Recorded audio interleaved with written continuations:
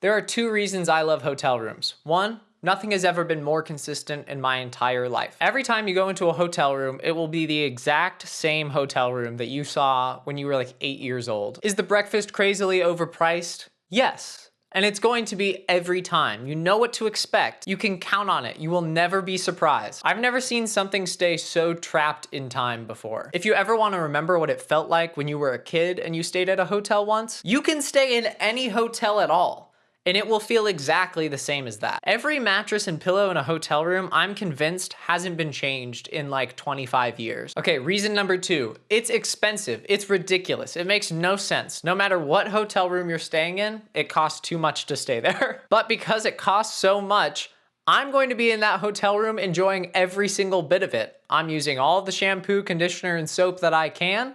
I'm making use of every facility that they have. There'll be nights where I'm traveling somewhere and staying in a hotel room, and instead of going out and visiting the place that I am traveling to, I might instead opt to order food to the hotel and just stay there. I'd rather just stay at the hotel for one of the nights because it was too expensive. So I'm going to exist in it because it's too expensive. Like, I need to get my money's worth out of that. So TikTok is gone. It's back, but it's gone. There's so many people, at least on my For You page, that have been saying like, this feels wildly different. The vibes feel completely off. And I think there's a lot of reasons for it. I feel like people have said already, they think like, oh, like, has the algorithm changed? Like, the live tab is gone. That's weird. Are we not seeing as much current events on this app anymore? But one of the things I think really changed the vibe is we all had to fully process that the app was gone. The days leading up to it were filled, at least my For You page, was filled with so many people, like old creators all the way back from like 2018, coming back and making their like iconic post or making a video message being like, hey, I haven't posted on here in like 4 years, but like it changed my life being on here. And it gave such like this finality. I feel like everyone on the app brought a sense of closure to everyone else that we weren't getting anywhere else. Like, the app was being taken away from us, so we gave ourselves closure because we had to. And because of that, I feel like we all processed like, okay, this chapter is done. And now it's just supposed to be back. That feels really weird. I'm trying to think of like a good comparison. What if like it's like your childhood home is going to be like torn down? Obviously, TikTok, maybe it's not the same association as your childhood home. I don't know, I'm not good at this. Childhood home is going to be torn down. And so you go through like an entire grievance and processing of like, wow, all of the memories I had here, all of the impact this has had on me, it's gone now. Like, this is going to be gone. And then like the day after it was supposed to have happened, like your family's like, hey, come on over for dinner or something at that same house.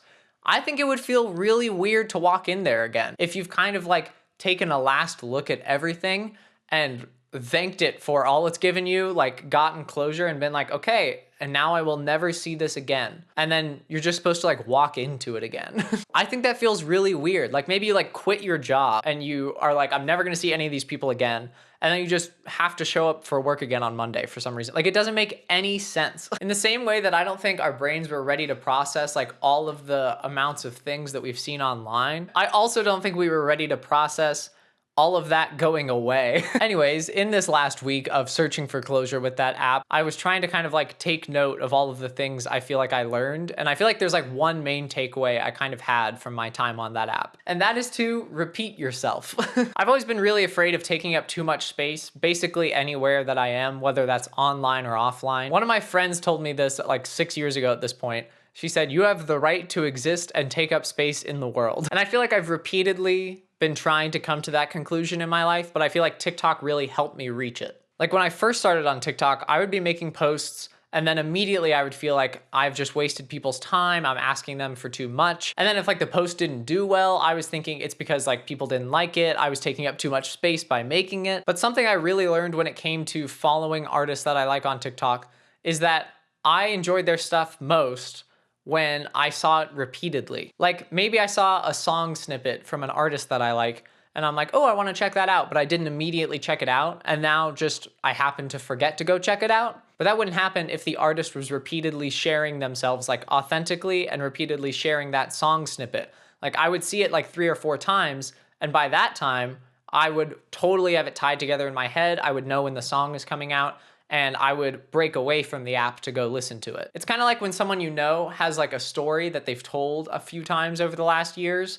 Like it's like you tie that story together with them, and it's not like annoying to have heard that story repeatedly. It just really like hammers home the connection of that story with that person. At my job, I get to control the music that's playing around the area that I'm standing in for 8 hours. And I have like these specifically curated playlists that I've made so that there's never a song that's going to be playing that I think everyone in the building wouldn't like. And because of that, I leave out a lot of music that I would enjoy to hear because I don't want to like be taking up space, basically. And even in these curated playlists, there are songs that have been playing for what feels like to me repeatedly for months. And I'm in my head thinking people are going to be getting tired of these. But still, I'll have people come up to me and be like, oh, that's awesome. I didn't know you like Brat or something. Whereas I have like the entire Brat album in this playlist and it's been playing for months. I'm not trying to say it's on that person to have recognized that I like Brat. I'm trying to say I'm clearly thinking about myself too much.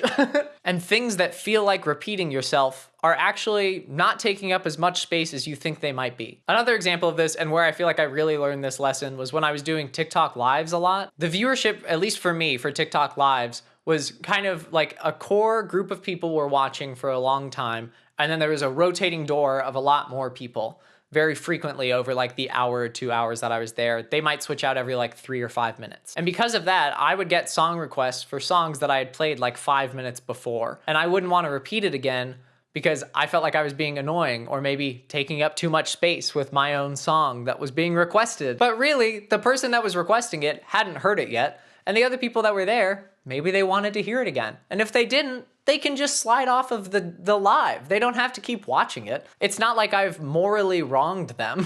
Pretty soon I realized I was using this fear of repeating myself as a way to not be vulnerable. I was blocking out people and telling myself, it's because I don't want to be annoying, and this is by definition annoying. But that meant that no one could know me in those moments. When I've told my coworkers that I leave out songs that I think they wouldn't like from that playlist, they don't like that. They do not enjoy hearing that. What I'm viewing as me being annoying and taking up space, they're viewing as an opportunity to connect and know me. And I'm refusing to be open and vulnerable in that moment. The more I began to repeat saying things about myself online and offline, the more I feel like people have started to know me better. Maybe I've shared something online multiple times that I've made instead of like once. And even though to me it feels like I'm basically screaming at everyone that walks by, look at this thing that I made, look at it now, it's actually just coming off as like, oh yeah, like this person made this thing. It makes sense that they're sharing it a couple of times. Maybe now I've repeated a joke a couple of times in front of people that have heard it a couple of times.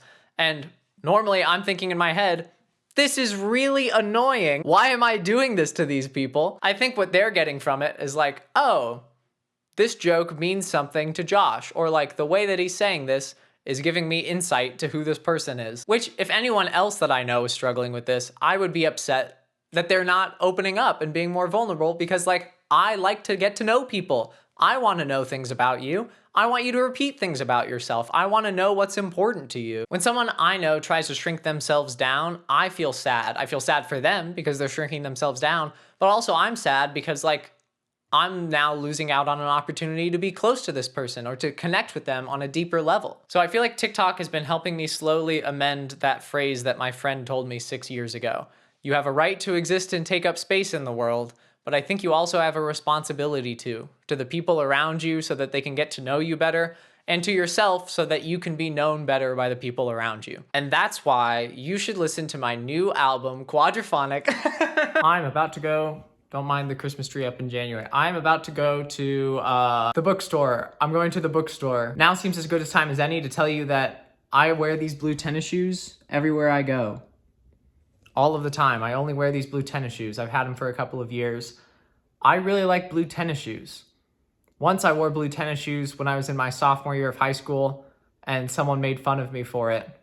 And now I seem to still be wearing them all of the time. I worry sometimes that I'm existing in spite of that moment.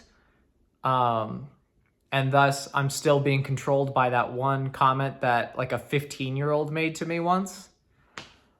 And then I realized I'm probably overthinking it, and I think I just like blue tennis shoes. The sun has mostly set on our way in, but we are going to make it to the store in time.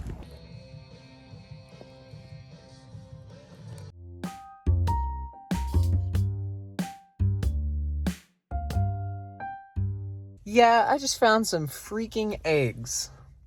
So next time you try and tell me there's not eggs, got my eye on you. I fucking hate Sprouts, man.